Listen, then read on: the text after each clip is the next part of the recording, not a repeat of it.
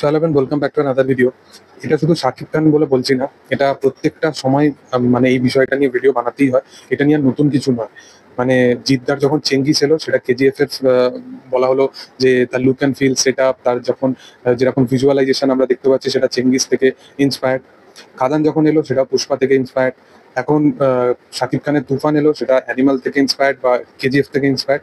এবং এখন বরবাদের ক্ষেত্রেও কিন্তু এই সেম জিনিসটা করা হচ্ছে এবং যিশু সেনগুপ্ত তার ক্যারেক্টারটা কেজিএফ এর রকির ক্যারেক্টারের সাথে তুলনা করা হচ্ছে ইন এ গুড সেন্স, কিন্তু নয়। ইন এ গুড সেন্স যদি করা হতো তাহলে আমি সেটাকে নিয়ে অন্য ওয়েতে ভিডিওটা বানাবো।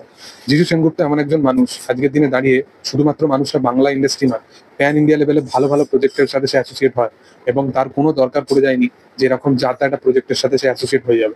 সে কিন্তু খুব বাছাই করা গল্পের সাথে এখন যুক্ত হচ্ছে এবং আজকালকার দিনে বাংলা ইন্ডাস্ট্রির ভিলেন এবং অ্যান্টাগনিস্টের চরিত্র হিসাবে আমরা মোটামুটি যতগুলো বড় বড় প্রজেক্ট দেখতে পাবো সেখানে কিন্তু একটা কমন নাম হয়ে দাঁড়িয়েছে হচ্ছে যিশু সেনগুপ্ত।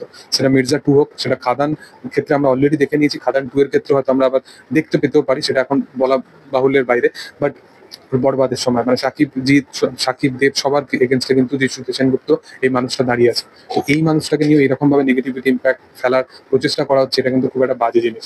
প্রথমত বলে রাখি যে বাংলা ইন্ডাস্ট্রির একটা ছবির বাজেট কতটা হয়ে থাকে, খুব জোর 10 কোটি বা 12 কোটি 15 কোটি। সেটা তো মানে আমি বললাম যেটা সেটা ওভার বাজেট ছবি, মানে একটা ছবি 10 কোটি মানে বিশাল ওভার বাজেটের ছবি হয়ে যায়। সেটা কমসে কম 4 কোটি 6 কোটি 7 কোটি এর বেশি হয় না।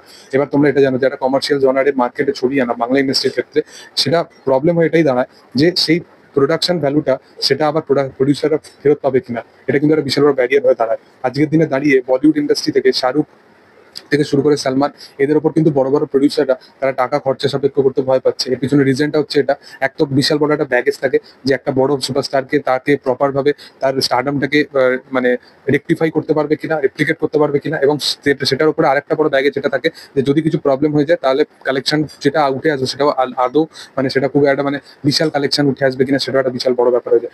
সেখানে আজ বাংলা ইন্ডাস্ট্রি প্রত্যেকটা বাংলা ইন্ডাস্ট্রি যেখানে যেখানে সিনেমা হয় কিনা সেখানে এত কম বাজেটের সিনেমা এরকম look and feel set up এরকম ভিজুয়ালি সেরকম সেট আপ দেওয়ার চেষ্টা করছে। এবং ওটিটি রাইটস, টিভির রাইটস, থিয়েট্রিক্যাল রাইটস এগুলো কিন্তু আমাদের বাংলায় কিন্তু খুব বেশি সচরাচর কিন্তু দেখা যায় না, যেটা অন্যান্য ধারার সিনেমার ক্ষেত্রে আমরা দেখতে পাই। তো সেখানে তারা সেখান থেকে একটা বড় একটা প্রডিউসার একটা লাভজনক একটা পায়। সেই কারণে এখন এসবিএফ এর মতো বড় প্রডিউসাররা তারাও কিন্তু হাত গুটিয়ে নিয়েছিল, যে কারণে আজকে বড় বড় প্রজেক্টটাও বন্ধ হয়ে গেছিল।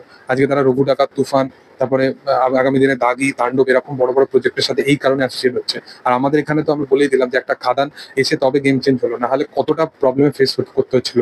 সেখানে দাঁড়িয়ে একটা 500 কোটি 600 কোটি বাজেটের একটা সিনেমা, সেটার সাথে এইখানে একটা 7 কোটি বাজেট, যা ওদের একটা পার্টিকুলার সিন ডিজাইন করা হয় 7 কোটি 8 কোটি টাকায়, একটা গান মানে 4-5 কোটি টাকার বাজেটের মধ্যে ওরা করে। এবার সেটার সাথে আমাদের একটা ছোট্ট ইন্ডাস্ট্রি এরকম তুলনা করা, সেটা একদমই যারা করছে তাদের সিনেমা নিয়ে কোনো আমার মনে হয় না যে সেরকম নলেজ আছে বলে। যাই হোক, তোমরা এই বিষয়টাকে কিভাবে দেখো তোমরা অবশ্যই কমেন্টে জানাতে পারো। ভিডিও ভালো লাগলে অবশ্যই লাইক শেয়ার সাবস্ক্রাইব করবে। Thank you all, by.